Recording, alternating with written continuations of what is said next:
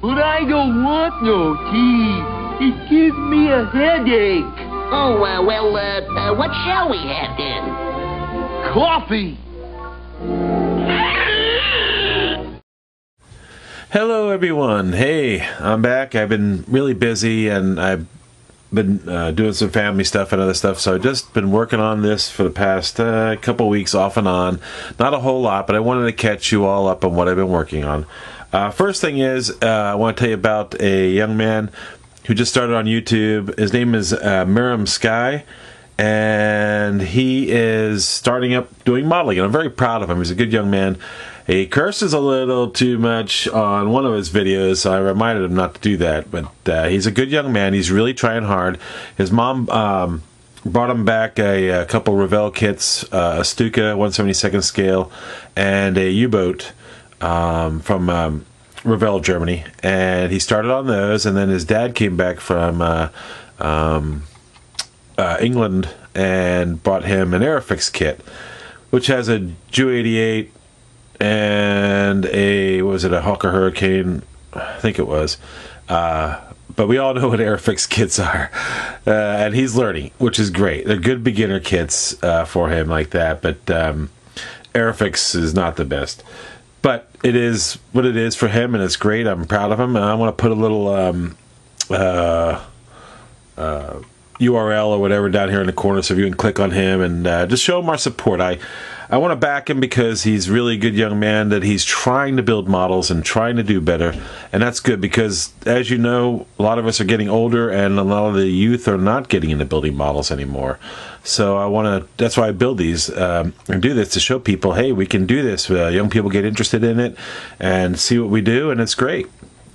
Okay, anyway, here we go. Let me take this off. I am so scared right now to touch this thing. This thing is so full of photo etched. I will also take pictures to show everybody, but right now, oh, look at my nails. They're so long.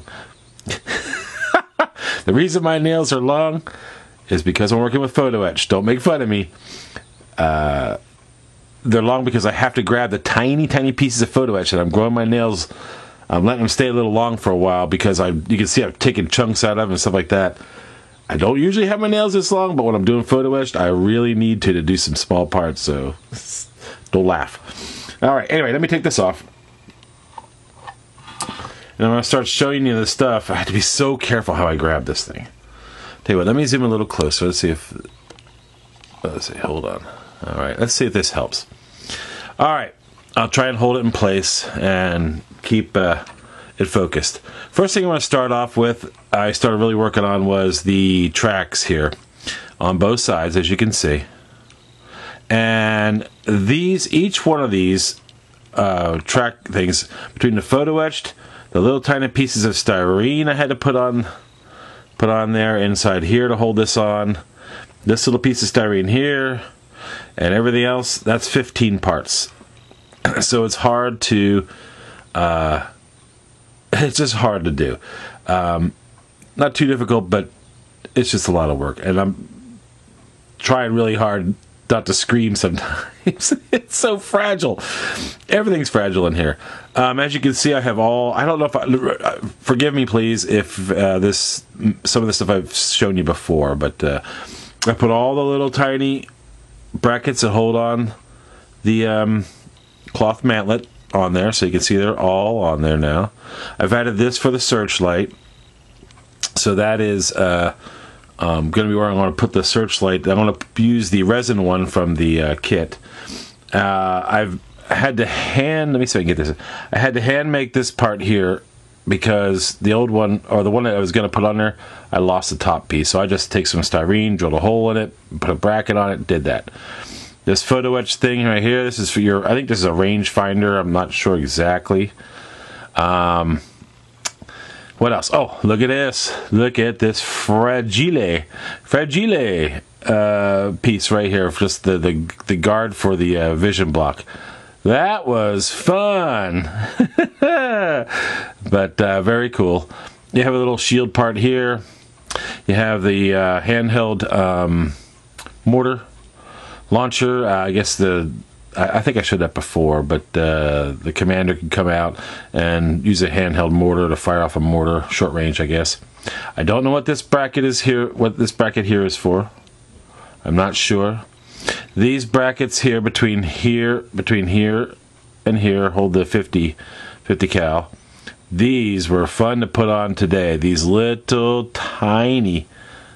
Well, I'm not even focusing. There it is, right there. Those little brackets. Oh my goodness. They are really hard, and you have to bend them so they stick up. I spent about an hour trying to bend 4 of them, and I wasn't going to glue them on until I built the 4. All right, the worst part about this kit so far that I do not like are these smoke dischargers. They came in 2 halves, and I think I've showed it to you before. Then sanding them and fixing them, and they are a pain. They are not the right elevation or anything. I've had to work with these. I did the best I could. So they're a lot of work. Putting the caps on, gluing them on was a lot of fun. Bending the chains, as you can see, was good in some aspects and bad in others, but I tried to do the best I could with the droop effect, depending on where you put them. Here's the other side, and same thing with this bracket. It was a lot of work. Like I said, 15 parts per one. Oh, I also put on, I don't know if I showed this to you before. Gosh darn, I forget where I left off. I apologize. I left off, let me get this in the camera. That would help. All right, come on, focus. Focus. Why was it not focus? There it is. Okay, oh, wrong way, and this way. You can see I put the box on. I don't know if I showed you doing all that work. Of course, you have little pegs you got to put on here and here, and you got to put the little side brackets on. Come on, focus. You have to put all these little side brackets on with them. You have to put the clasp and where are they go? For the lock, the clasp and something that's called, I forget. Sorry. The rails on. Come on, focus. There we go. The rails on. As you can see, it only comes over to here and then stops. It's because you have this box here on the side now, so that worked out really good. And that's about it. I've still got, let me back it up a little bit. I still have to put a few more parts on for the turret. And she's done. And of course you can see I have the barrel on, which looks really sweet. I love that muzzle brake. That's the one thing about the Isherman is so cool, is that muzzle brake. So she's looking really nice now, really turning out well. The only other thing pardon me for not reminding what you've seen or not. I haven't checked back on the other videos. Put in this nice photo etch part here. It has a grill on the bottom with that. I think there's some kind of airflow or something. I'm not sure. I haven't researched it enough, but it was fun to do because you have 3 parts. You have the bottom one with the screen. Then you have a middle piece right here up front. And then you have the top piece fits on. You got to bend that. So not too bad. What else? Oh. Like I said, I don't know if I showed this to you. This is the basket fits on the back of the tank. It'll fit right here.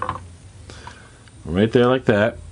And this was kind of fun. They give you the brass rods. And bend the photo etch was kind of tough to get the right angle. But basically, once I got the side ones sanded and you know, really in nice condition, I was able to bend the photo etch on one side. And, oops, where are you? Sorry. Bend it and then put it on one side, then turn it around and glue the other piece in. It pretty much straightened itself up to the angle you need to put it at. You bend this first one here at 90 degrees, and then it just bends. It's pretty simple, but it's nice because you know what's cool is as you can see through, you can see the holes. So when guys would put stuff back there, it wouldn't hold water, which is really cool. And just the brass rod, I just had to cut it and measure it to length. No big deal, cut real easy. So I had a good time doing this basket. It really was easy to do, though I thought it was going to be hard. It was pretty nice. All right, well, as you can see, I'm coming along. Let me put this back on. I am so freaked out at this thing because touching anything right now on this top turret scares the living heck out of me because it's so fragile. But the bottom's going to have a lot on it. I'm going to have the fenders and tools and fuel cans and brackets, and bottom's really going to be a lot to do. But the good part about the bottom is I can hold it like this. take the turret off and hold it and do a lot of the work. So I'll feel better. Where it comes down to the turret, I don't have much to grab besides the barrel right now, so I have to be very careful. I am very good at breaking off photo etch parts. And I'll tell you what, the most fragile part on this thing is this piece right here, the guard for the vision block. And this little tiny, what do you call it, rangefinder or sight, whatever it is. Oh my goodness. Also, I'm going to, let me see real quick, what did I do? Let me see, okay. I'm going to show you, get these parts out. Alright. I think I described to you before the two different searchlights. The reason I'm going to use the resin one is because I was able to drill a hole in the back to put the wire in. That's why I'm going to use it. So it will go up here, but first, what I'm going to do this week is I'm going to take this, mask it off. I'm going to spray the inside. I'm going to use all clad. So I'm going to spray it with the gloss black primer. Then I'm going to spray it with the chrome. And we'll see how it turns out. Then I'll have to make a mask for that, or I'll make like an insert so that when I spray the primer, I'll mount this on here and I'll add the wire that comes with it that goes to the searchlight. Then I'll primer coat it, and I'm gonna then I'll go ahead and paint the right color when I go to do it. The primer I'm going to use, and I'm not sure if you're all familiar with this, I've said it before in a couple of them, I'm going to use the Model Master primer. I used this on the Mad Max car when I painted it. This stuff comes, it really does bite into the plastic for me. It is not acrylic, it's enamel.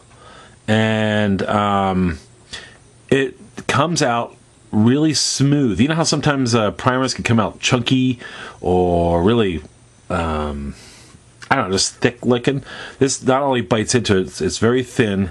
You can see your mistakes, you can fix them, but it also is very smooth, so you don't lose any detail, especially on with the cast look I have on this and everything else. It makes a big difference. So I love Model Master primer. I always have, so I'm going to stick with it. So I'll airbrush this on. When I get all these parts on the turret done, I'll definitely spray it with that. But so that's the searchlight story, and I was going to show you, there's something else I'm going to show you. Oh, the machine gun. I think I'm gonna double check. I checked my barrel stuff. This has been bent, as you can see, and I've been trying to bend it back. And I think the resin detailed one is much better, so I think I'm going to use the resin one. A little bit of cleanup on this, whereas I've got to clean all the seam lines up. A lot of seam lines. This tech I've been finding was not a top-notch premium kit like Dragon usually does. There's a lot of fit issues here and there, so this is not the top-notch one, but I am enjoying a lot of fun building this. This is gonna be an awesome tank when I get finished, so I'm really happy about that. Okay, well, that's enough talking for now. Thanks for watching. I'll be back when I get more done. I'm gonna try and work on this a lot this week. My daughter's off from school, so it's vacation time for her, and so I'm gonna try and work on this a lot as best I can and try and get more done. So as soon as I get more done that I think you'll like to see. It's hard to show you all photo etch stuff because it's so tiny I can't get the camera to zoom in. I'm barely able to see half of it myself. So I apologize for that. But if I run across anything that I can show you all, I will. Alright, thanks for watching again. I'll see you soon.